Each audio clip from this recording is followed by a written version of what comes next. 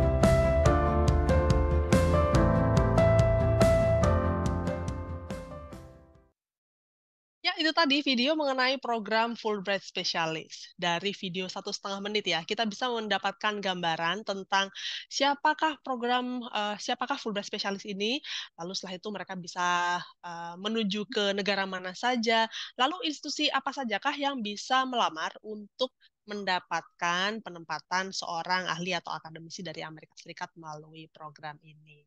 Nah, supaya mendapatkan gambaran yang lebih komprehensif, kami ingin mengundang salah satu perwakilan dari institusi yang pernah menjadi tuan rumah untuk program Fulbright Specialist, yaitu Politeknik Kesehatan Gorontalo. Dan telah hadir bersama kami di sini perwakilan dari Politeknik Kesehatan Gorontalo, yaitu Ibu Rahma Labaco, di mana Poltek Gorontalo telah menjadi tuan rumah Fulbright Specialist di awal tahun dan setelah itu mendapatkan kunjungan dari Dr. Patricia Lynch yang berasal dari VSU.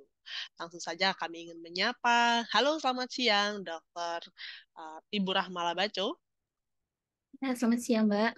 Baik, apa kabar di Gorontalo? Alhamdulillah baik, Mbak.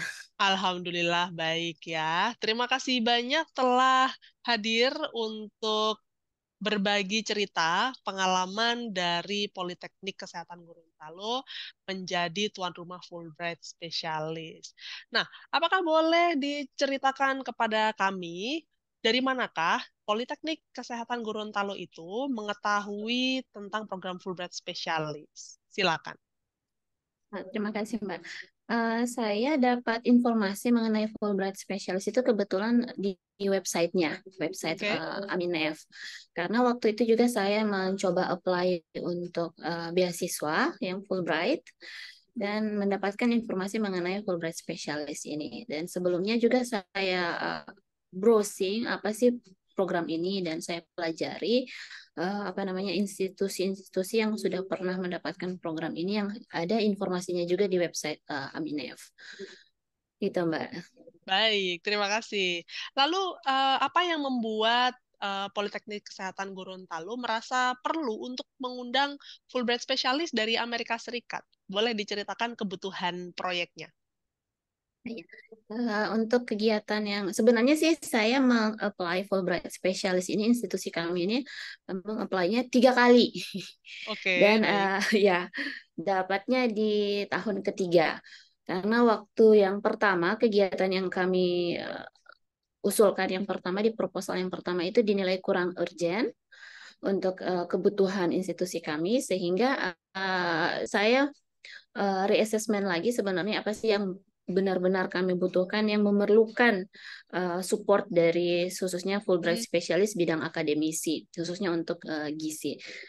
Dan untungnya pada saat kita apply dan walaupun itu ditolak itu ada feedbacknya yang harus diperbaiki sehingga saya belajar lagi dari 2 proposal yang saya ajukan yang feedbacknya seperti apa untuk diperbaiki dan kemudian saya ajukan kembali yang ketiga alhamdulillah dapat. Tetapi pada saat itu juga kita terkendala COVID.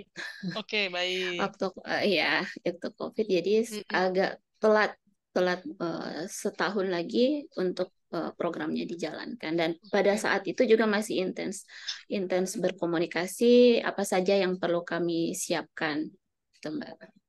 Oke, jadi memang untuk rencana awal kedatangan dari Dr. Patricia Lynch ini adalah di tahun 2021 ya, namun baru Iya. terrealisasikannya di awal tahun 2023 yang lalu Oh ya. iya. Oke, nah untuk tahapan berikutnya setelah melengkapi persyaratan, terus setelah itu mengirimkan proposal dan lain-lain, apakah ada persiapan lain yang dilaksanakan secara internal dari Politeknik Kesehatan Gorontalo, misalnya mengenai eh, keperluan logistik ataupun budget. Nah, ini bolehkah dibagikan kepada kami eh, bagaimana koordinasinya di dalam institusi? Baik, Mbak. Waktu itu kan karena yang kedua kegiatan yang diajukan dinilai masih belum terlalu urgent dan saya Ya. yang ketiga itu mengajukan proyek dengan apa namanya intinya untuk me- memformulasi kurikulum vokasional yang berwawasan internasional sehingga dapat meningkatkan lulusan uji kompetensi Hmm, lulusan kami karena di kami itu di Gorontalo pada saat itu tingkat kelulusan untuk ujian kompetensi para ahli gizi diploma 3 itu sangat sedikit, sangat rendah. Dan ada tuntutan bahwa dari program dari Kemenkes itu ada tuntutan untuk kelas internasional yang mana juga diharapkan lulusan kami bisa diterima kerja di skala internasional. Nah, itu kendalanya pertama itu kurikulum kami belum sampai di Iya. situ, belum sampai untuk mempersiapkan lulusan kami. Sehingga pada saat itu persiapan yang saya lakukan itu memanggil lagi teman-teman di bagian kurikulum, kita formulasi bagaimana lagi proposalnya, kemudian untuk bagian logistik kami kerjasama juga konsultasi dengan bagian keuangan, karena kan ini akan dianggarkan pada tahun berikutnya dan pada saat itu tercancel karena COVID. Takutnya juga ada efisiensi sehingga kegiatan ini tidak bisa dilaksanakan untuk pembiayaan logistik Fulbright Specialist tersebut. Iya. Sehingga sebisa mungkin kami menekan biaya sampai pada yang benar-benar yang dibutuhkan Fulbright Specialist dihitung secara spesifik sehingga tidak terlihat over budgeting seperti itu. Dan intens juga kami berkomunikasi dengan Dr. Patricia mengenai kebutuhan apa saja yang beliau perlukan selama berada di Gorontalo, berhubung dia baru pertama kali datang ke Indonesia dan langsung ke Gorontalo di mana iklimnya sangat, dia datang di bulan Januari, Betul. di tempat beliau itu lagi sangat freezing.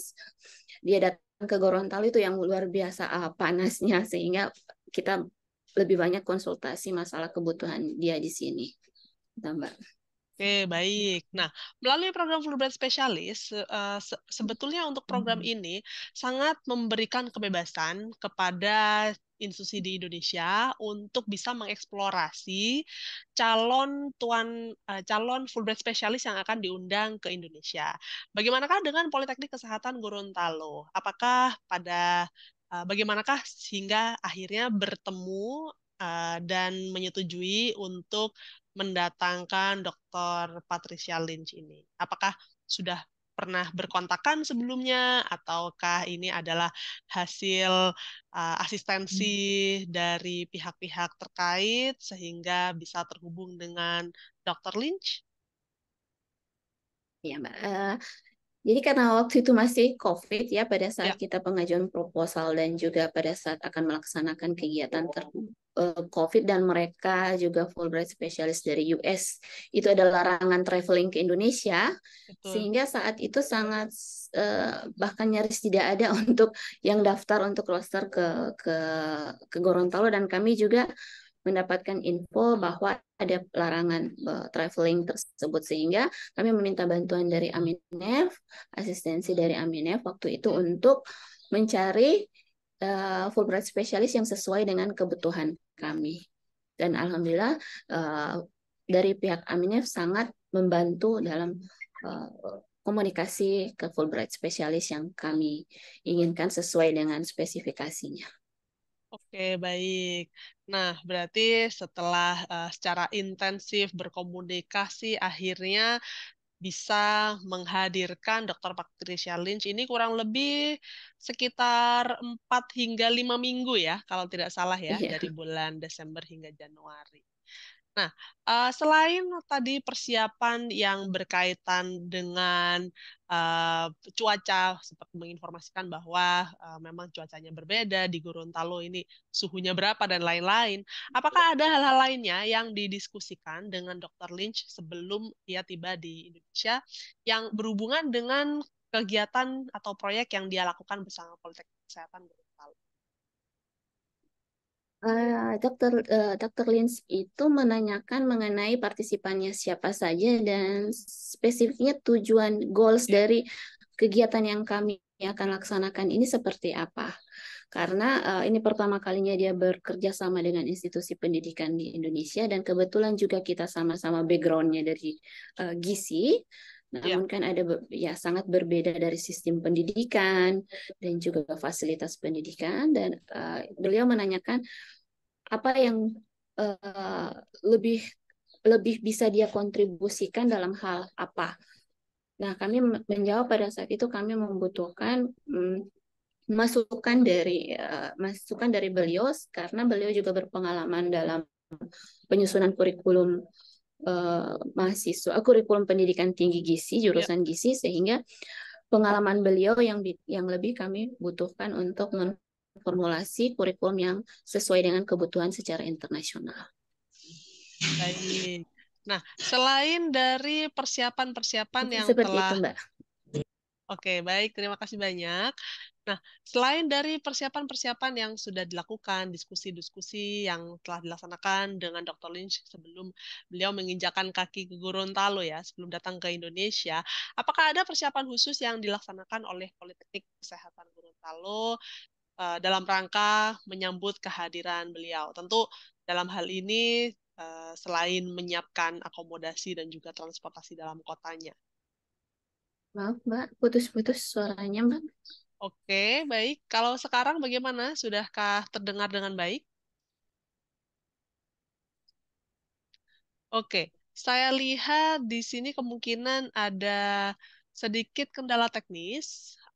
Bagaimana sekarang, Ibu Rahma? Apakah suara Iya, sudah iya, terdengar dengan baik? sudah bisa dijelaskan. Baik, terima kasih. Iya. Nah, pertanyaan tadi yang kami sampaikan adalah hal-hal yang sekiranya dipersiapkan sebelum kedatangan Dr. Lynch ke Politeknik Kesehatan Gorontalo itu seperti apa? Selain tentunya dari Politeknik Kesehatan menyediakan transportasi dan akomodasi beliau.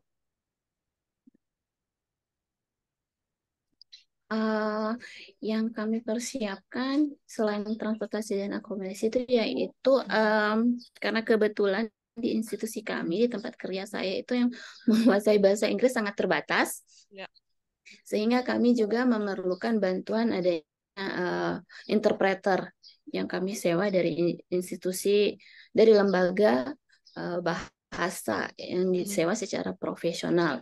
Dan dengan mereka juga kami perlu adakan briefing karena setidaknya mereka bisa diberikan gambaran kegiatan yang akan kami lakukan seperti apa dan model komunikasi yang mereka berikan kepada audiens kami dan juga kepada Dokter Lin seperti apa karena kami meminta mereka bisa sampai mendampingi beliau untuk bukan hanya sekedar pada saat kegiatan tetapi juga pada saat di luar seperti mereka bisa dampingi pada saat beliau pergi ke tempat wisata yang ada di Gorontalo. Seperti itu, Mbak. Baik, jadi tentunya selain melaksanakan proyek akademis, yaitu untuk curriculum development atau apa namanya, untuk dalam hal kurikulum ya, berarti tentu dari Dr. Lynch juga ada aspek pertukaran budaya tentunya ya, untuk mempelajari apa itu dan bagaimana di Gorontalo, terus Ya. itu berinteraksi dengan rekan-rekan lainnya. Oke, bolehkah diceritakan kepada kami kegiatan Dr. Lynch dan juga Politeknik Kesehatan Gorontalo selama 5 minggu dalam rangka curriculum development itu apa sajakah yang dilaksanakan? Apakah ada workshop ataukah mungkin ada semacam kuliah umum atau yang lainnya? Terima kasih Mbak. Yang pada saat Hmm. minggu pertama itu beliau terlibat dengan kami dalam mengasesmen kebutuhan yang kami perlukan dan kekurangan yang ada pada kurikulum yang telah kami jalankan dan kebetulan kami juga pada saat itu baru menyusun kurikulum yang akan digunakan pada tahun ajaran Agustus 2023. Sehingga kehadiran beliau mengasesmen kurikulum ini sebelum kita gunakan. Itu pada minggu pertama dan kemudian pada minggu kedua kita ada sesi sharing dengan beliau bagaimana sistem pendidikan yang ada di Poltekkes Gorontalo dan juga bagaimana yang ada di Virginia University. Di situ kita ada ya dialog yang interaktif antara Dr. Lins dan juga bukan hanya jurusan gizi, tetapi juga semua jurusan yang ada di Poltekkes Gorontalo. Nah, selanjutnya kami mengadakan ada workshop. Workshop itu melibatkan juga stakeholder dari pihak pemerintah daerah, puskesmas, rumah sakit, ya semua stakeholder yang menjadi user nanti untuk lulusan kami. Oke, baik. Terima Iya. kasih banyak. Wah, jadi sangat banyak sekali ya kegiatan yang telah dilaksanakan. Nah, selain dari pengembangan kurikulum atau curriculum development dari kegiatan tersebut, apakah ada manfaat lainnya yang dirasakan oleh institusi berkat kehadiran Dr. Lynch ke Politeknik Kesehatan Gorontalo? Oh iya Mbak, tadi saya lupa juga Dr. Lynch itu juga ada sesi cooking kelasnya dengan mahasiswa kami dan dia Oke. merekord kegiatan itu dan akan dipresentasikan pada mahasiswanya. Kebetulan pada saat itu beliau menginginkan kami untuk mengadakan cooking class dengan masakan yang tradisional dan itu direkod dan dijadikan bahan kuliah beliau di institusi beliau. Wah, menarik Kemudian sekali untuk ya. iya, kemudian untuk yang manfaat yang kami rasakan itu tentu saja ada pengembangan dari segi pengembangan kurikulum kami bisa mendapatkan pandangan atau masukan dari skala internasional dari Dr. Lins, kemudian juga otomatis kurikulum yang kami susun itu berwawasan internasional dan juga profesional dan kreatif. Dan yang tidak kalah pentingnya kami menjalin kerjasama networking dengan beliau secara individu maupun institusi. Dan kebetulan saat ini beliau akan menjadi salah satu pemateri seminar Mhm. internasional Poltekkes Gorontalo jurusan gizi yang akan diadakan pada besok hari. Besok, Iya, baik. iya. Sebelumnya di bulan Juli juga beliau telah menjadi pemateri seminar internasional jurusan kebidanan. Itu Oke, sudah baik. berjalan, kami ya networkingnya sudah berjalan dan juga masih masih saling apa namanya berdiskusi mengenai kurikulum yang telah kami susun bersama. Apa yang menjadi kendala dan apa yang sudah berjalan saat ini kita tetap menginformasikan kepada beliau. Baik, terima kasih banyak untuk paparan mengenai pengalaman menjadi tuan rumah untuk Fulbright spesialis asal Amerika Serikat. Jadi ini sekaligus memberikan gambaran ya rekan-rekan sekalian. Walaupun mungkin kunjungan para ahli atau akademisi dari Amerika Serikat itu terlihatnya sangat singkat karena memang jangka waktu program ini adalah 2 minggu minimal ataupun nanti selebihnya akan dijelaskan oleh rekan saya. Nah, namun tentunya networking atau jejaringnya itu tetap dipertahankan walaupun para Fulbright spesialis ini sudah kembali ke negaranya. Jadi nanti tentu kami harap jejaring yang ada tetap berlanjut, tetap berjalan, sehingga tercipta kolaborasi yang bisa berjalan lebih baik, ataupun nanti bisa berkembang kepada arah lainnya, mungkin ada kerjasama antar universitas, ataupun kegiatan-kegiatan lainnya. Begitu ya, Bu Rahma ya? Ya, Mbak. Nah, Ibu Rahma, apakah ada tips yang bisa dibagikan kepada calon tuan rumah Fulbright Specialist? Nah, belajar dari Iya. pengalaman dari Politeknik Kesehatan Gorontalo, silakan. Saya izin share screen-nya ya, Mbak ya. Boleh, silakan.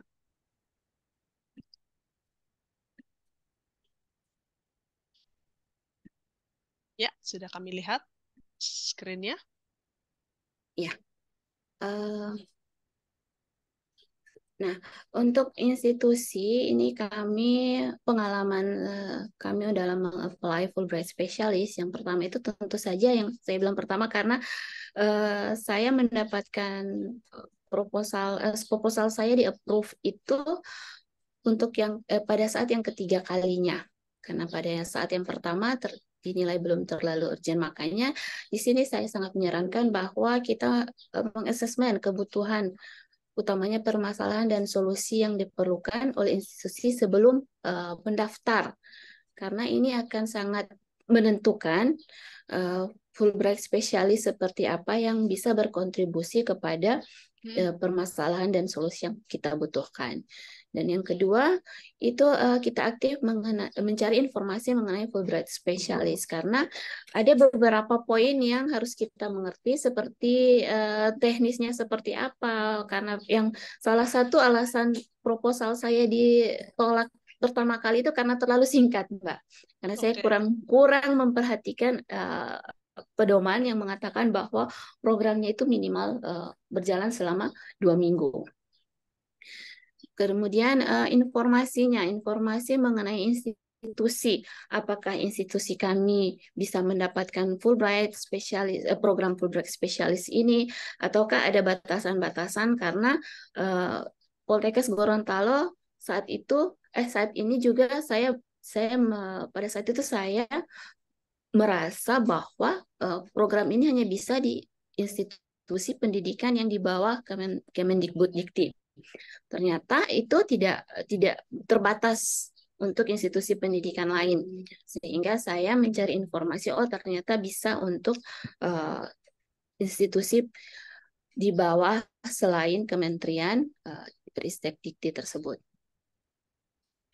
Kemudian ini yang paling penting juga, kita karena Fulbright Specialist itu sistemnya juga pembiayaan untuk tempat tinggal dan juga akomodasi, transportasi, dan juga konsumsi si Fulbright Specialist itu sendiri selama program berlangsung harus kita sediakan, sehingga ini perlu direncanakan bersama dengan bagian keuangan di masing-masing institusi.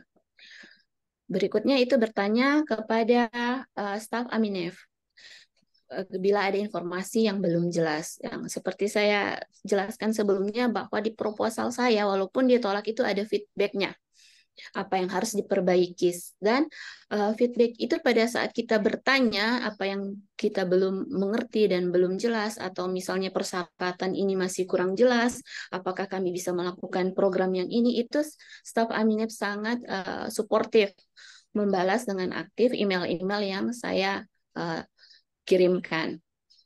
Dan yang lagi-lagi saya tekankan di sini, kita apply lagi walaupun di reject berulang-ulang, itu tetap kita jangan patah semangat, karena program ini sangat bermanfaat, dan untuk akreditasi institusi juga program ini akan mengangkat nilai akreditasi kami karena mendapatkan program bantuan dalam skala internasional. Jadi jangan patah semangat walaupun mungkin proposal yang diberikan itu yang pertama ditolak, kedua ditolak, itu coba saja terus sehingga kita bisa belajar dari kesalahan dan mendapatkan program ini, merasakan manfaatnya. Baik, terima kasih banyak Bu Rahma untuk penjelasannya dan juga tipsnya untuk melamar program Fulbright Specialist. Kita berikan reaction secara virtual kepada penjelasan yang telah disampaikan. Ya, terima kasih banyak untuk partisipasinya. Nah, berikutnya kami ingin mengundang Anda untuk menyampaikan pertanyaan tentang pengalaman menjadi calon tuan rumah Fulbright Specialist kepada Ibu Rahma. Kami juga ingin mengundang rekan kami dari Aminef, yaitu Mbak Cecilia Sitanggang, untuk juga hadir di sesi tanya jawab ini untuk bisa menjawab apabila ada sekiranya pertanyaan yang berkaitan dengan administratif program Fulbright Specialist. Kami akan persilakan Anda untuk raise hand. Silakan Anda gunakan fitur tersebut apabila Anda ingin menyampaikan pertanyaan seputar program ini. Kami juga akan mengecek apakah ada pertanyaan yang masuk di kolom chat di Zoom Meeting. Baik, sejauh ini masih aman ya, belum ada. Kami akan menunggu untuk Anda yang akan menyampaikan pertanyaan sambil membagikan layar kami di laman Aminef. Nah, di manakah apabila Anda ingin mengetahui lebih lanjut tentang program Fulbright Specialist ini? Silakan masuk ke laman Aminef di www.aminef.or.id. Lalu setelah itu, klik yang bagian mengundang orang Amerika. Lalu silakan Anda klik yang bagian ini ya, mengundang Fulbright Specialist. Nah, kalau nanti Anda klik, kunjungi laman tersebut, Anda akan mendapati yaitu penjelasan mengenai program, terus setelah itu Anda juga bisa mengetahui untuk caranya untuk mengunduh formulir aplikasi, panduan pengisian, dan juga informasi lainnya, termasuk juga testimoni dari tuan rumah di Indonesia yang pernah mendapatkan penempatan Fulbright Specialist. Silakan Anda masuk ke laman Aminef untuk informasi ini. Apabila Anda ingin mengetahui program Fulbright Specialist ini, para ahli atau akademisi dari Amerika Serikatnya pernah ditempatkan kemana saja ya? Informasinya ada di sini, di bagian Grantees and Alumni, lalu klik bagian Alumni Directory, lalu pilih yang bendera Amerika. Nah, setelah itu silakan Anda pilih di sini berdasarkan grants atau nama program, Fulbright Specialist. Dan nanti kalau setelah klik search, Anda akan menemui ada 75 nama orang Amerika Serikat yang pernah menjadi ahli atau akademisi ataupun menjalani kegiatan dengan program Fulbright Specialist di berbagai institusi di Indonesia. Tidak hanya institusi pendidikan tinggi yang berada di bawah Kementerian Pendidikan dan Kebudayaan, tapi juga bisa di bawah kementerian lainnya seperti Poltekkes Gorontalo yang berada di bawah Kementerian Kesehatan ya, atau juga bisa berupa lembaga think tank, LSM, lembaga pemerintahan dan lain sebagainya. Silakan Anda klik untuk mengeksplorasi laman ini untuk informasi lebih lanjutnya. Nah, saya akan melihat dan juga mengundang apakah ada sekiranya pertanyaan yang ingin disampaikan oleh rekan-rekan yang hadir di acara ini. Kalau memang tidak ada, maka langsung saja kami ingin mempersilakan rekan saya yaitu Cecilia Sitanggang untuk bisa menyampaikan secara singkat ya, apa itu program Fulbright Specialist dan nanti langsung dilanjutkan dengan tips atau langkah-langkah mengisi formulir aplikasi Fulbright Specialist supaya nanti aplikasi dari institusi Anda bisa lolos ke tahap berikutnya hingga akhirnya bisa mendatangkan ahli atau akademisi dari Amerika Serikat. Langsung saja saya persilakan untuk Kak Cecil. Oke, terima kasih Mita. Selamat sore Ibu dan Bapak semua. Saya izin untuk share screen ya. Silakan.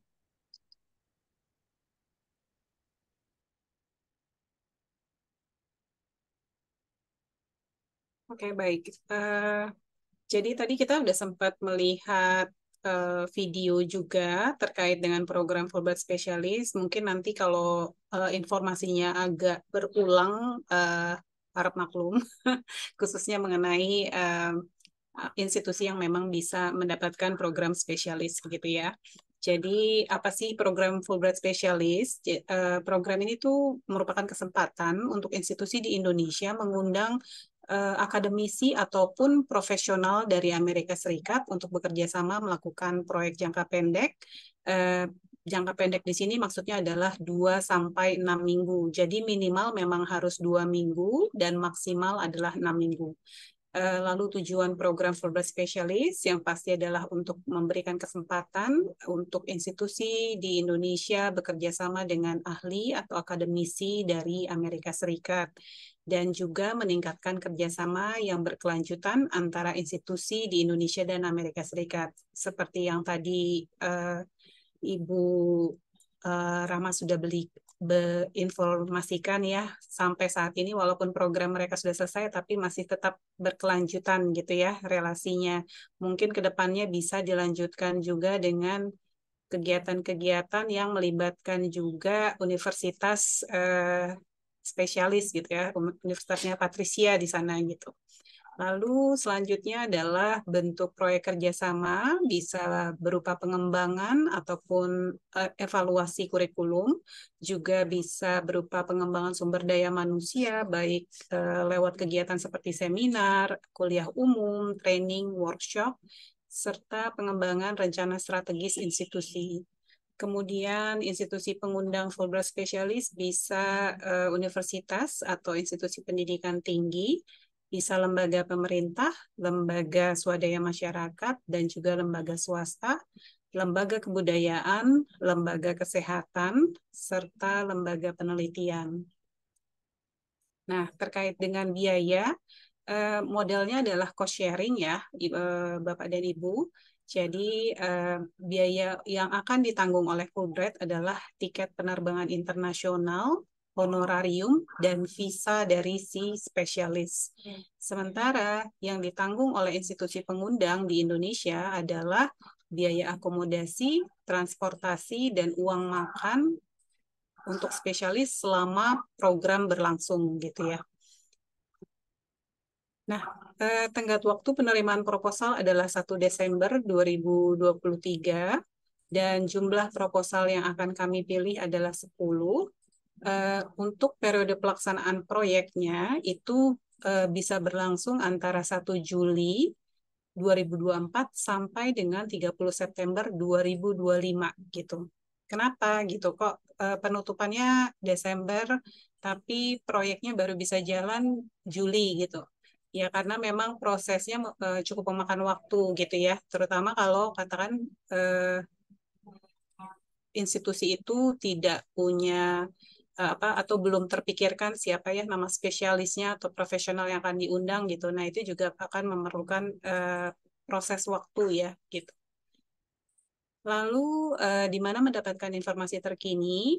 Tadi sudah diinformasikan ya sama Mita caranya, yang pasti ke websitenya Aminef, lalu cari bagian mengundang orang Amerika dan kemudian pilih yang mengundang Fulbright Specialist. Informasi lainnya yang terkini terkait program ini dan juga program Fulbright lainnya itu bisa didapatkan di media sosial kami. Kami ada di Facebook dengan nama Fulbright Indonesia, di X atau dulunya Twitter di @fulbrightid, dan di Instagram @fulbrightindonesia. Jika Ibu dan Bapak punya pertanyaan lebih lanjut, silahkan hubungi kami di nomor telepon, email, ataupun di apa namanya bisa juga lewat sosial media kami di message ya, di DM. Dan jam kerja kami adalah Senin sampai Jumat antara jam 8 hingga jam 5 sore. Untuk penjelasan tentang program segitu saja dari saya. Saya mungkin akan lanjut saja ke bagian untuk tips mengisi formulir ya. Tapi kalau saya boleh tahu, Bapak dan Ibu di sini ada yang sudah mencoba mendownload formulirnya atau belum ada? Boleh rekan-rekan Mungkin bisa. sekalian silakan pergunakan fitur emoticon ya untuk reactions, untuk bisa mengetahui atau meninggalkan reaksi tentang pertanyaan yang disampaikan. Oke, kalau memang belum, tidak apa-apa, berarti ini adalah sebuah langkah yang tepat untuk berada di sini untuk mendapatkan tips mengisi formulir aplikasi. Wah, terima kasih banyak atas nama Ayu Cahyaning Alam yang sudah meninggalkan reaksinya. Semoga acara ini nanti bisa membantu Anda dan juga institusi untuk menyempurnakan formulir aplikasi yang saat ini sedang digarap ya. Boleh, silakan. Oke, makasih banyak Bu Rita dan juga untuk Riani. Boleh nanti stay tune selama Mbak Cecil menyampaikan langkah-langkah mengisi formulir aplikasi. Boleh Mbak Cecil, silakan dilanjutkan. Baik. Jadi kalau belum ada yang mendownload atau sudah ada, kira-kira bentuknya seperti ini nanti formulirnya. Di halaman pertama, Bapak dan Ibu langsung bisa melihat alamat email yang kemana formulir ini bisa Bapak dan Ibu kirimkan kalau sudah selesai diisi semua ya, kolom-kolomnya. Lalu kemudian di section pertama ada konteks, maksudnya adalah informasi institusi Bapak dan Ibu. Jadi disebutkan nama, alamatnya berikan yang lengkap ya. Lalu kontak person yang pertama, termasuk nama, nomor telepon, email, dan juga kontak person yang kedua. Kemudian di section kedua kita masuk ke details. Mohon disebutkan apa kira-kira tema atau topik dari proyek ini. Perhatikan batasan karakternya. Jadi pastikan jumlah hurufnya hanya 40. Dan yang kedua di sini ditanyakan bidang ilmu apa gitu ya, atau sektor pekerjaan apa kira-kira fokus dari proyek ini. Nah, untuk melihat daftar dari bidang akademik ataupun sektor pekerjaan, itu bisa dilihat di panduan pengisian formulir yang bisa juga didapatkan dari website kami. Tadi juga Mbak Mita sudah memberikan, menunjukkan ya, dokumennya bisa di-download di mana. Lalu di nomor 3 juga spesialisasinya dari bidang akademik apa serta sektor pekerjaan apa. Ini juga bisa dilihat di panduan pengisian formulir daftarnya. Dan yang keempat adalah di departemen mana dari institusi Anda proyek ini akan berlangsung. Jadi katakanlah di Poltekkes itu mungkin misalnya kita ambil contoh Poltekkes ada beberapa jurusan begitu ya. Kalau memang itu berlangsung katakanlah hanya di jurusan gizi, ya sebutkan jurusan gizi gitu. Tapi kalau itu lebih secara general untuk institutional building misalnya, jadi bagiannya adalah bagian dari katakan kantor rektor misalnya, nah itu bisa juga gitu. Nah di institusi lain juga sama gitu. Jadi tidak harus melulu seluruh institusi gitu ya proyeknya.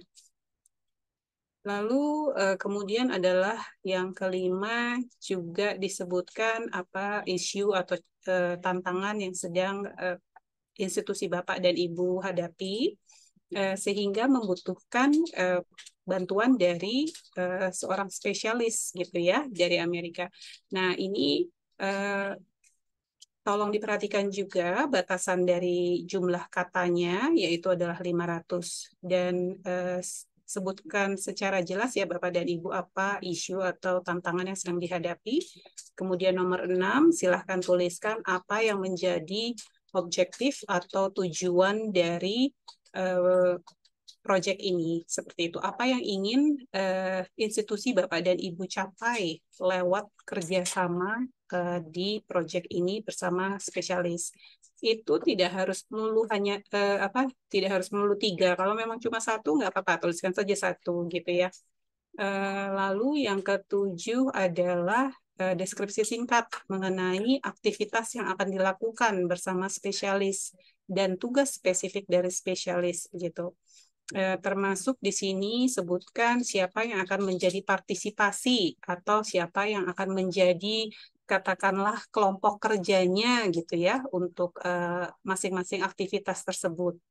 Nah, ini juga harus diperhatikan ada batasan sekitar 1.000 kata.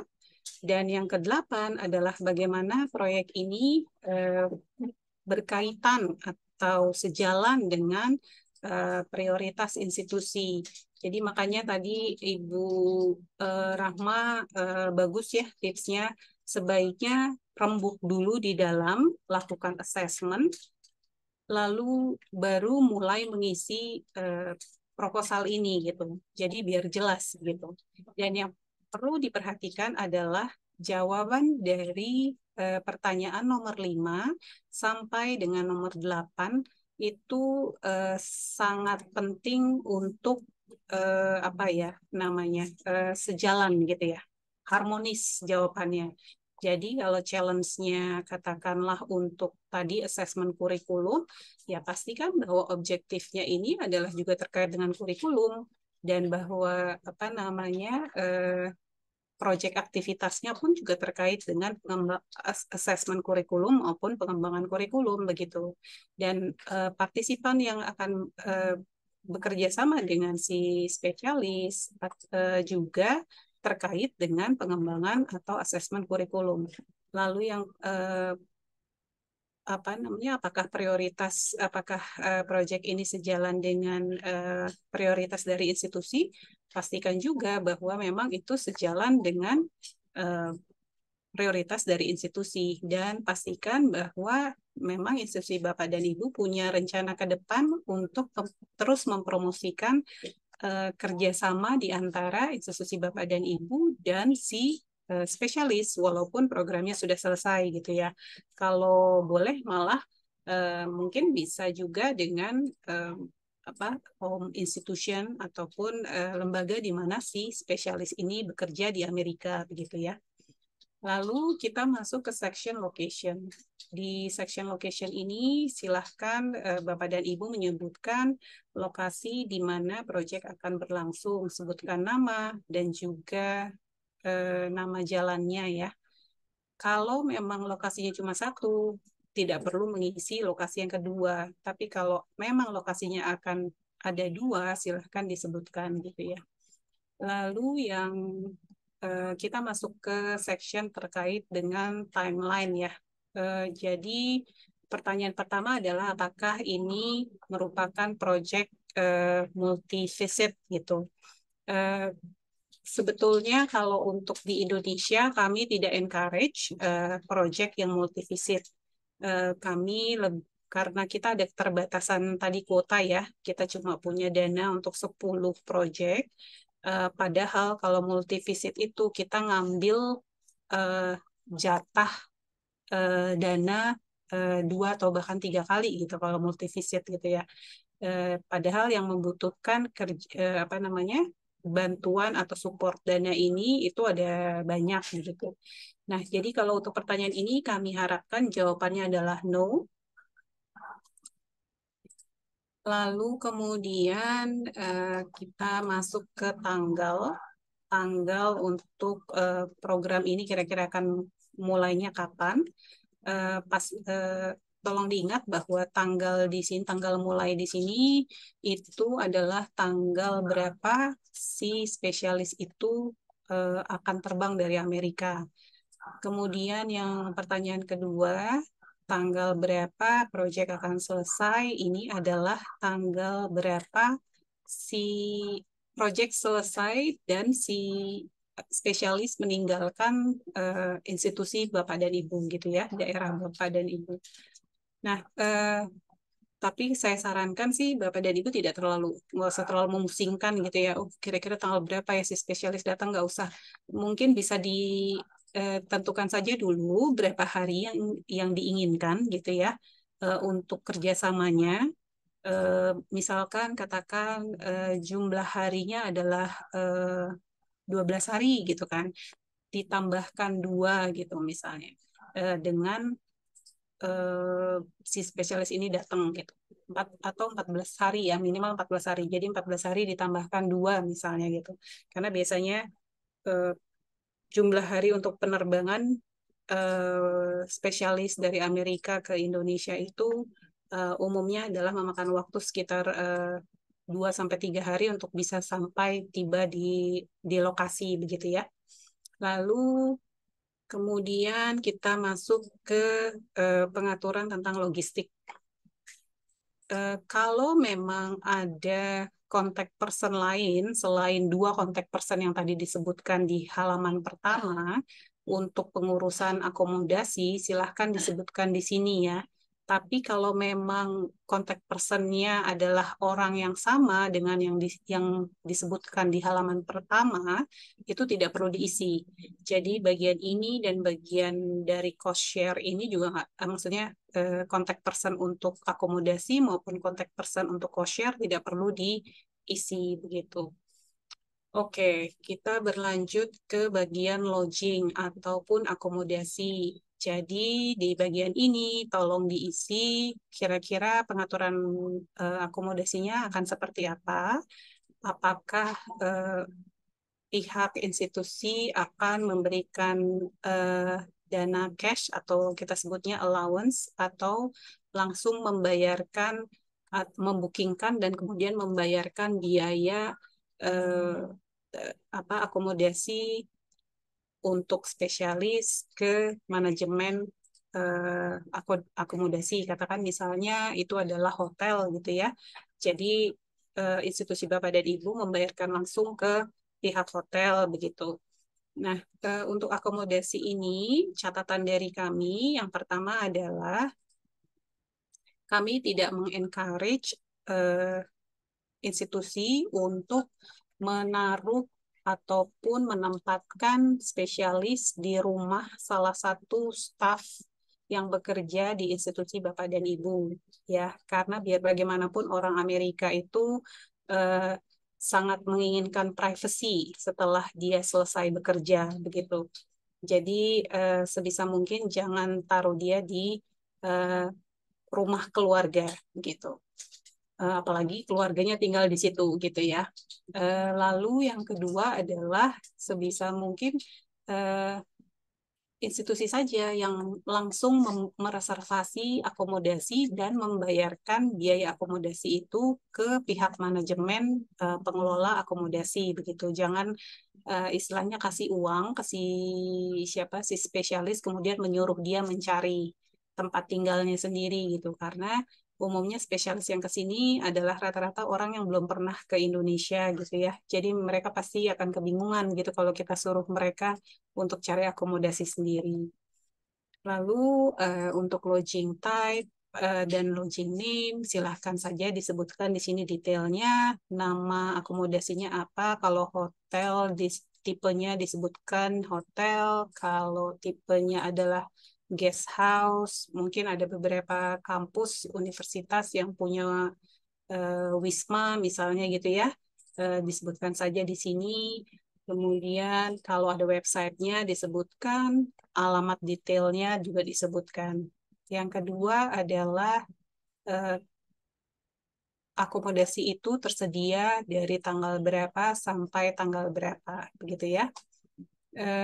Pastikan akomodasi itu selalu tersedia 1 hari atau 2 hari sebelum si spesialis tiba, dan juga setelah 1 atau 2 hari setelah spesialis berangkat begitu ya. Just in case ada perubahan-perubahan, jadi Bapak dan Ibu tidak kebingungan mencari akomodasi baru. Lalu di pertanyaan ketiga, kalau akomodasi yang tadi disebutkan itu tidak available atau tidak tersedia, ada alternatif lain nggak? Nah, di sini di kolom ini silahkan Bapak dan Ibu sebutkan nama serta detail kontak detailnya akomodasi tersebut begitu. Yang pertanyaan keempat, tolong sebutkan kira-kira berapa biaya yang kampus ataupun institusi Bapak Ibu anggarkan untuk akomodasi si spesialis begitu ya. Yang kelima, nah untuk ini karena tadi kan sudah kami sampaikan bahwa mekanisme pembiayaan dari Fulbright Specialist adalah cost sharing. Jadi untuk pertanyaan nomor 5 ini, apakah institusi Anda dapat membiayai atau menanggung biaya akomodasi? Tolong dijawab iya gitu. Dan karena memang harus sanggup gitu ya, karena memang ini adalah tanggung jawab dari institusi pengundang. Lalu kita masuk ke bagian transportasi. Di bagian ini nomor 1 silakan disebutkan pengaturan transportasi untuk spesialisnya seperti apa. Apakah akan memberikan allowance gitu ya, jadi uang cash untuk transportasi si spesialis, atau institusi akan menyediakan kendaraan operasional beserta supirnya dan ya menanggung biaya si apa tuh namanya bensinnya begitu ya. Nah, kalau memang bentuknya dalam rupa allowance atau memberikan uang, itu pastikan uang itu diberikan ke si spesialis di hari pertama dia tiba di tempat Bapak dan Ibu begitu ya. Kalau memang kadang-kadang ada juga yang memilih untuk mix gitu. Nah, tetap untuk bagian yang katakan misalnya weekend, dia boleh deh jalan-jalan sendiri, cari kendaraan dia sendiri gitu. Nah, tetap uang itu harus tetap diberikan ketika dia tiba begitu ya. Nah, kalau Bapak dan Ibu mungkin memikirkan untuk si spesialis pakai ini aja deh, kayak semacam Gokar atau Grab gitu ya. Nah, itu Bapak dan Ibu harus memastikan untuk mungkin apa namanya mentop up gitu ya, selalu mentop up uang eh, ke dalam akun GoPay ataupun OVO dari si spesialis seperti itu, agar kapanpun dia mau pakai, dia masih tetap punya kredit gitu ya untuk membayar servis dari transportasi yang dia gunakan. Lalu yang kedua ini adalah biaya yang institusi Bapak dan Ibu siapkan untuk transportasi si spesialis. Yang ketiga, is your institution able to fund the cost untuk transportasi? Ini juga harus dijawab yes, gitu ya. Karena ini adalah bagian dari tanggung jawab institusi pengundang. Kemudian kita ke bagian meals. Di sini silahkan sebutkan pengaturan makan untuk si spesialis.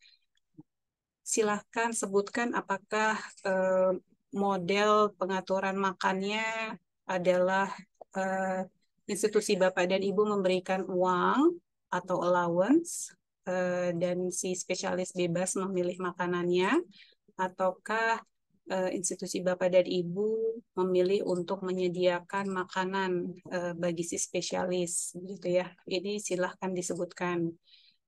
Lalu kemudian yang kedua adalah biaya ataupun dana yang institusi Bapak dan Ibu siapkan untuk makan si spesialis. Pastikan biayanya cukup reasonable ya Bapak dan Ibu untuk sekali makan berapa gitu. Dan mungkin kalau bisa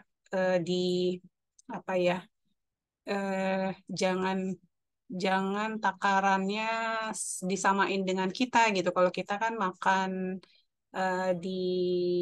dari warteg tuh masih oke lah gitu ya. Tapi kalau orang Amerika kan nutrisinya agak berbeda ya dari kita gitu.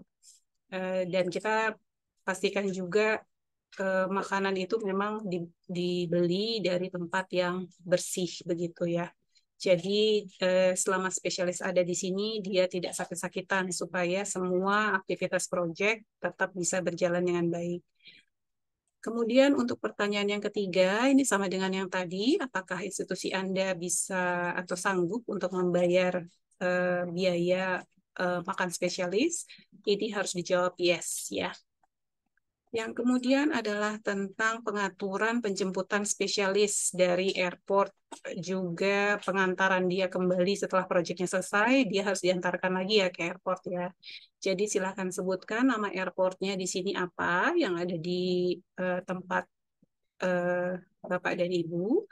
Lalu kemudian sebutkan bagaimana pengaturan penjemputannya, juga pengantaran dia nanti setelah selesai dari program begitu ya. Silahkan sebutkan juga nama dari orang yang mungkin akan menjemputnya, dan kalau bisa nomor HP-nya juga disebutkan ya. Nah, sekarang kita sampai ke section untuk spesialis. Di pertanyaan pertama adalah apakah Anda mengharapkan si spesialis bisa berbahasa asing lain dari selain bahasa Inggris gitu ya. Sebetulnya kami sih mengharapkan jawabannya adalah no ya, karena jujur saja sangat susah untuk mencari, katakanlah institusi Bapak dan Ibu berharap spesialisnya bisa bahasa Indonesia gitu, itu sangat susah gitu untuk mendapatkan spesialis yang bisa berbahasa Indonesia gitu. Kalau memang pesertanya nantinya ataupun orang-orang di institusi Bapak dan Ibu memang punya keterbatasan dalam memahami bahasa Inggris, ya mungkin bisa seperti cara yang diambil oleh Ibu Rahma dan tim untuk mendapatkan bantuan seorang interpreter seperti itu. Lalu yang kedua adalah terkait kualifikasi ataupun pengalaman profesional serta keterampilan spesialis yang diharapkan. Ini catatan untuk Bapak dan Ibu adalah sekalipun katakan institusi Bapak dan Ibu memang punya, katakan saya mau ngundang profesor ini nih gitu ya, atau si A gitu ya dari Amerika, untuk jawaban di sini tolong pastikan netral gitu, dalam artian jangan menyoroti apa yang menjadi keterampilan, pengalaman profesional ataupun kualifikasi spesialis yang akan Bapak dan Ibu undang gitu. Jadi ini fungsinya adalah informasi di sini adalah untuk rekan-rekan kami yang ada di Amerika membantu Bapak dan Ibu mencari kandidat spesialis yang memang sesuai ataupun apa namanya bisa gitu ya membantu Bapak dan Ibu dalam menjalankan proyek ini gitu. Sekalipun katakan Bapak dan Ibu sudah punya kandidat, siapa tahu si kandidat itu ternyata memang tidak sesuai ataupun tidak available. Jadi rekan-rekan kami di Amerika masih tetap bisa membantu Bapak dan Ibu gitu dalam mencari kandidat yang pas gitu ya. Nah, kemudian ini kolom selanjutnya adalah kolom untuk institusi-institusi yang memang sudah tahu akan mengundang spesialis siapa gitu ya. Kalau institusinya belum tahu akan mengundang siapa, silahkan dilewatin saja yang kolom selanjutnya ini gitu ya. Kalau yang sudah pernah, maksudnya yang sudah tahu akan mengundang siapa, silahkan diisi nama detail dari si spesialis, institusinya, lalu pastikan Anda juga tahu alamat email serta nomor teleponnya. Karena ini akan membantu sekali rekan-rekan kami di Amerika untuk menghubungi beliau, begitu ya. Karena ada kemungkinan besar spesialis yang mungkin Bapak dan Ibu tahu, tapi sebetulnya dia belum tergabung di dalam roster dari program Fulbright Specialist gitu. Jadi nanti rekan-rekan kami di Amerika lah yang akan membantu dia untuk mendaftarkan diri di roster program Fulbright Specialist. Makanya perlu sekali tahu alamat email dan nomor telepon. Nah, untuk ini, apakah Anda tahu bahwa dia ini sudah terdaftar di roster? Tidak apa-apa kalau memang Bapak dan Ibu tidak tahu, silakan centang tidak tahu saja. Lalu bagaimana Anda mengidentifikasi orang ini cocok untuk proyek Anda dan kapan, itu silahkan disebutkan dan dijelaskan dengan dengan baik ya. Lalu apakah sudah pernah sebelumnya bekerja sama? Silahkan dijawab dan jelaskan pengalaman kerjasamanya tuh dalam kapasitas apa, dan sebutkan juga kenapa Anda percaya bahwa spesialis yang akan Anda undang atau orang yang akan Anda undang ini memang punya kualifikasi yang institusi Bapak dan Ibu butuhkan saat ini. Kemudian, untuk Bapak dan Ibu yang sudah tahu akan mengundang spesialis yang mana atau siapa dari Amerika gitu yang akan diundang, di pertanyaan nomor 8 ini ada pertanyaan apakah Anda tertarik untuk menerima informasi mengenai individu lain atau kandidat spesialis lain yang mungkin juga sesuai dengan proyek Bapak dan Ibu. Ini silahkan jawab yes atau no. Kemudian ini section kelima adalah survei. Tinggal dipilih saja dari mana Bapak dan Ibu tahu tentang program ini, dan kemudian silahkan sebutkan tipe dari institusi Bapak dan Ibu. Kemudian silahkan klik pernyataan yang ada di section submit, dan setelah itu selesai.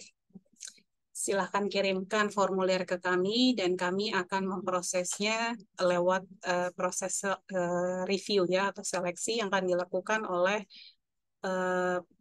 satu panel yang terdiri dari orang Amerika dan juga orang Indonesia. Baik, segitu saja dari saya. Mungkin ada pertanyaan, silahkan. Terima kasih banyak Mbak Cecil untuk penjelasannya mengenai Fulbright Specialist dan juga langkah-langkah untuk mengisi aplikasinya.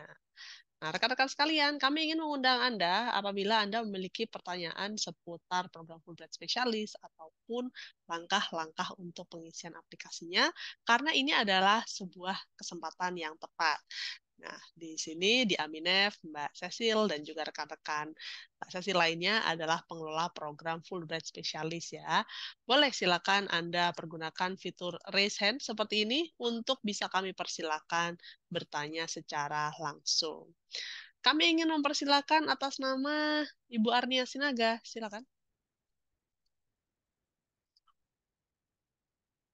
Oke, Ibu, untuk suaranya tidak terdengar.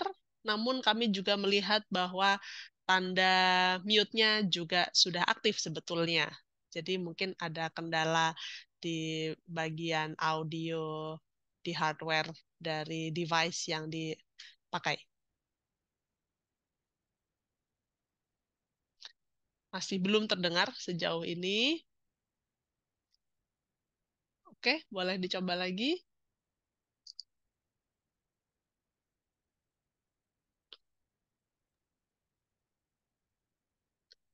Masih belum, mungkin bisa dicoba tanpa earphone mungkin ya. Mungkin ada kendala di earphone-nya. Atau kalau seumpamanya masih ada kendala, boleh nanti diketikkan di kolom chat di Zoom meeting, nanti kami akan bacakan pertanyaan. Oke, baik. Sambil menunggu, saya melihat ada pertanyaan yang masuk di kolom chat di Zoom. Nah, pertanyaannya adalah sebagai berikut. Apakah program Fulbright Specialist ini terbuka untuk institusi selain sekolah SMA? Nah, mohon informasinya apabila pertanyaan yang saya bacakan atau kami mengerti sudah tepat, Ibu Nur Azizah, atau sebaiknya kami undang untuk menyampaikan pertanyaan secara langsung. Silakan.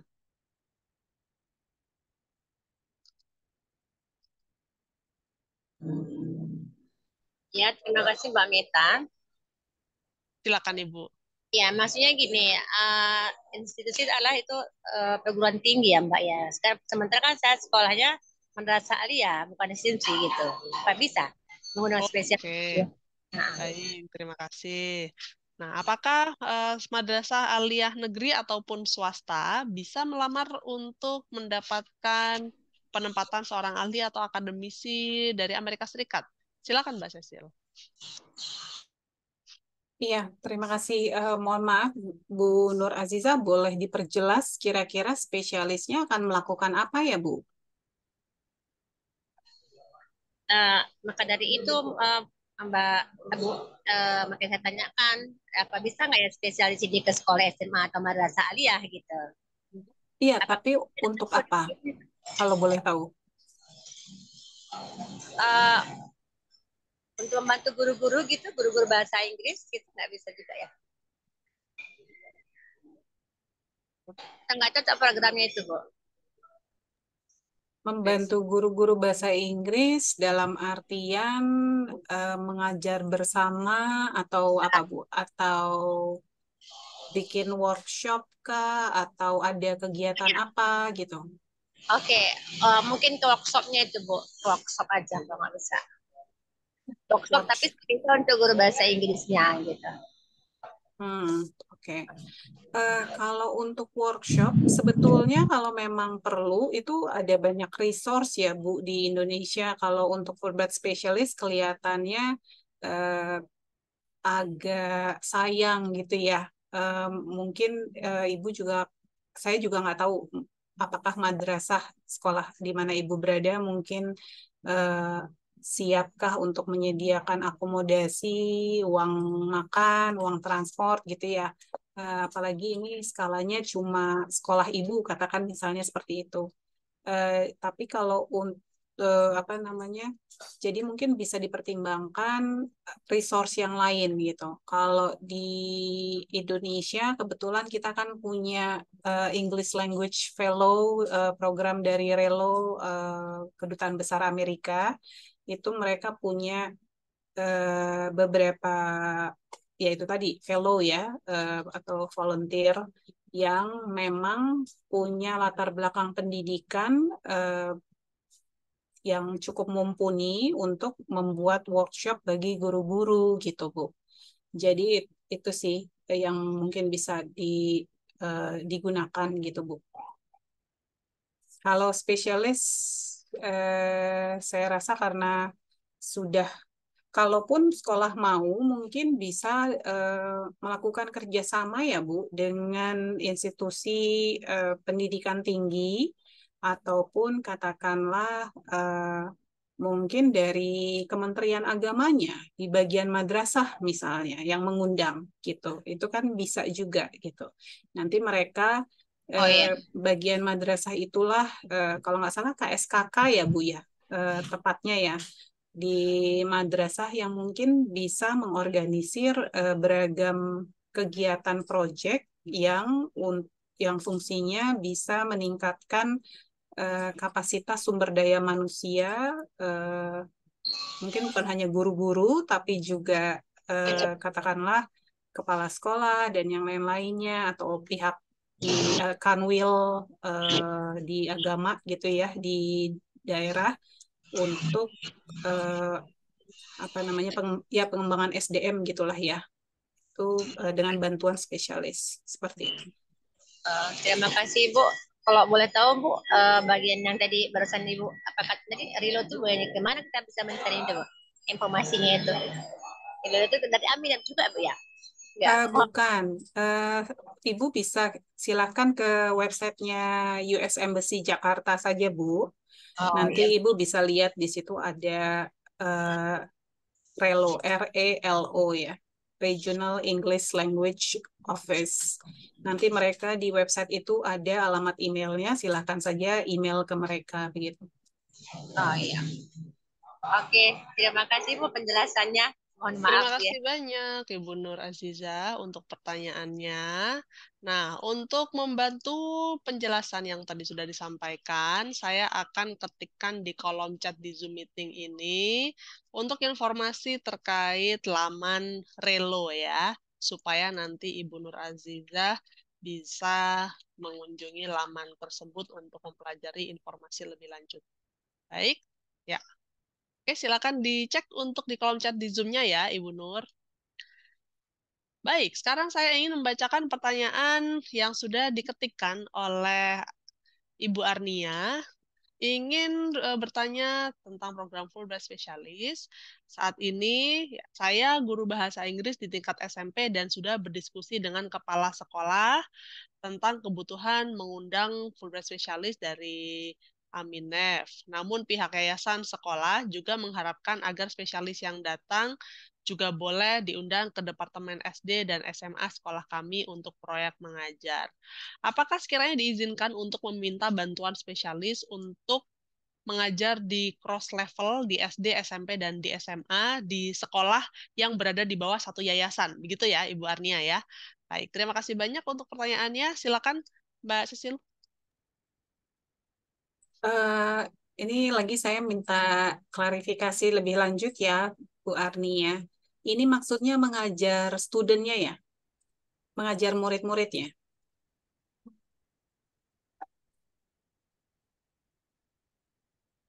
Ya, untuk mengajar murid-murid. Kalau untuk mengajar murid sepertinya sama jawaban saya dengan jawaban Ibu Nur Azizah. Itu sangat ini ya, sayang ya kalau misalnya mengundang spesialis untuk mengajar student gitu. Apalagi ini level dari SD, SMP, dan SMA begitu ya. Karena kalau yang Fulbright specialist itu umumnya adalah mereka yang memang pengalamannya sudah sangat tinggi gitu. Kalau diminta mengajarkan anak-anak SD dan SMP serta SMA, itu kan terlalu broad gitu ya.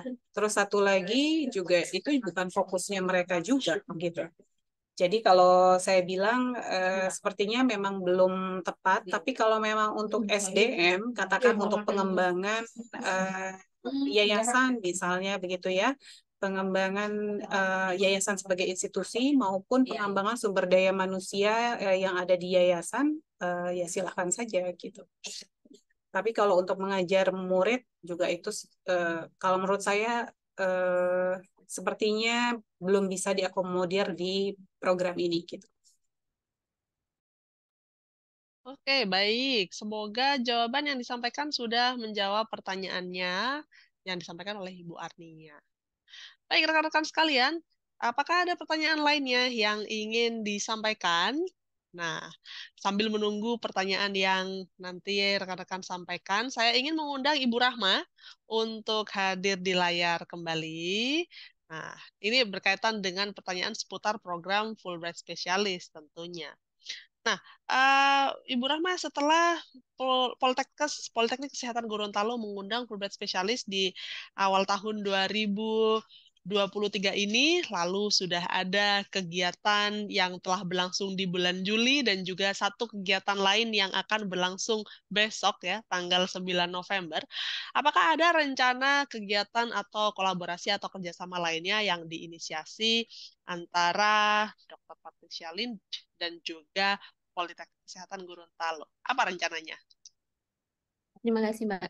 Untuk kedepannya kami, karena kebetulan program dari Kementerian Kesehatan itu bahwa Poltekkes diharuskan adanya kelas internasional, Oke. maka kami merencanakan dengan institusi Dr. Lynch untuk bisa adanya kunjungan atau seperti kaji banding antara institusi mereka dengan institusi kami, walaupun tidak bisa dilaksanakan secara langsung atau luring, kami bisa berharap secara virtual adanya kunjungan ke institusi mereka. Dan kebetulan pada saat ini untuk program kelas internasional itu difokuskan kepada jurusan keperawatan. Dan ya kami berharap dari institusi beliau bisa memfasilitasi kami untuk mengadakan kunjungan virtual tersebut ataupun adanya seperti brainstorming mengenai jurusan keperawatan yang ada di institusinya beliau dan juga ada di Poltekkes Gorontalo. Oke, baik. Terima kasih banyak untuk rencana kegiatannya ya yang akan dilaksanakan ke depan. Kami harap kolaborasi yang dilaksanakan tetap berjalan ya, walaupun kunjungan sudah berlangsung di awal tahun 2023. Nah, untuk pertanyaan berikutnya, apabila misalkan kita bisa kembali kilas balik nih ke masa-masa di mana Dr. Patricia Lynch itu hadir di Politeknik Kesehatan Gorontalo. Apa sih yang ingin dilakukan secara berbeda atau apakah ada hal yang sekiranya ingin diimprove atau ditingkatkan dari kunjungan beliau tersebut? Silakan, Bu Rahma. Terima kasih, Mbak. Kebetulan pada saat itu kami pertama kali mendapatkan program seperti ini dengan mendatangkan spesialis dari US, dari luar negeri, sehingga rekan-rekan saya, utamanya para dosen-dosen itu antara malu juga dengan segan, entah masih merasa apa namanya, kendala hambatan bahasa itu mereka membuat agak minder sebenarnya berhadapan dengan spesialis dari US, sehingga kalau bisa dikatakan untuk apa yang bisa ditingkatkan mungkin dari kesiapan kami sendiri untuk bisa lebih berkomunikasi secara aktif dengan beliau, karena saat itu yang aktif bertanya itu hanya yang bisa berbahasa Inggris, walaupun ada interpreter. Dosen-dosen kami itu merasa seperti itu, merasa agak minder karena ini pertama kali mereka berhadapan langsung dengan bule katanya. Jadi seperti itu, Mbak. Kami berharap ke depannya kami sendiri yang bisa lebih siap. Oke, baik. Terima kasih banyak untuk sharing pengalamannya. Nah, saya ingin menuju kepada Mbak Cecil. Nah, apakah bisa dibagikan kepada para partisipan hari ini, apa sih yang secara garis besar yang menyebabkan aplikasi Fulbright Specialist itu belum bisa dipertimbangkan untuk ke tahapan berikutnya? Nah, biasanya apakah ada kesalahan atau kekurangan umum yang bisa ditarik benang merahnya? Silakan. Ya, terima kasih Mita. Kalau yang biasanya saya perhatikan dari setelah menerima masukan dari panelis biasanya ya, karena kita kan juga akan ada panelis yang untuk melakukan review semua proposal yang kita terima. Itu rata-rata memang kelemahannya itu seringkali terjadi, yaitu tadi kalau di proposal di pertanyaan nomor 5, 6, 7, dan 8 yang terkait dengan project itu tadi ya, gitu. Apa sih challenge-nya?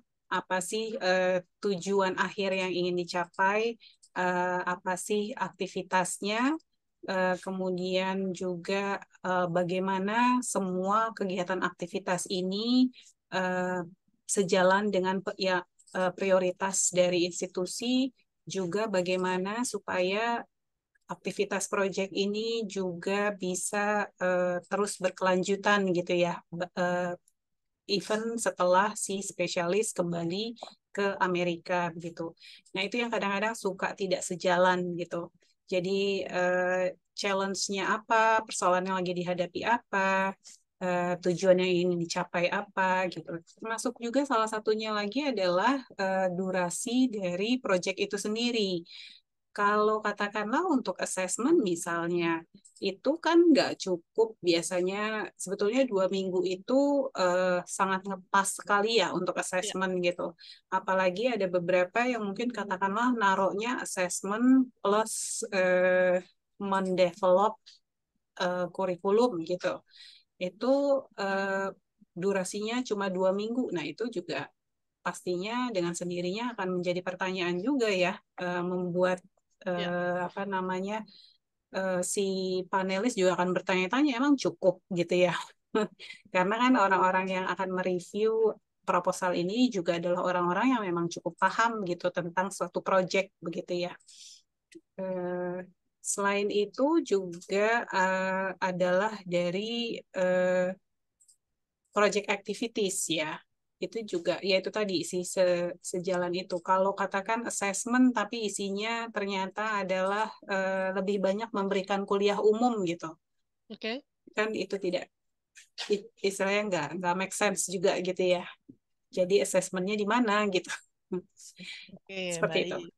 Jadi memang sebaiknya disarankan ada kegiatan yang memang bisa dilaksanakan secara efektif di dalam kurun waktu periode yang diajukan untuk program ini ya, sehingga seorang Fulbright spesialis yang sudah jauh datang dari Amerika Serikat itu bisa berkolaborasi secara dekat dengan institusi, sehingga tidak hanya institusi yang merasakan manfaat dari kehadiran si Fulbright spesialis, namun juga Fulbright spesialisnya bisa merasakan kolaborasi dan juga kerjasama dengan institusi di Indonesia. Oleh karena itu, memang sangat disarankan timeline atau jadwalnya itu disusun sedemikian rupa sehingga waktu dapat berjalan dengan optimal, gitu ya.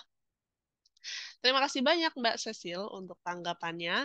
Sekali lagi kami ingin membuka satu kesempatan untuk rekan-rekan yang ingin bertanya tentang program Fulbright Specialist.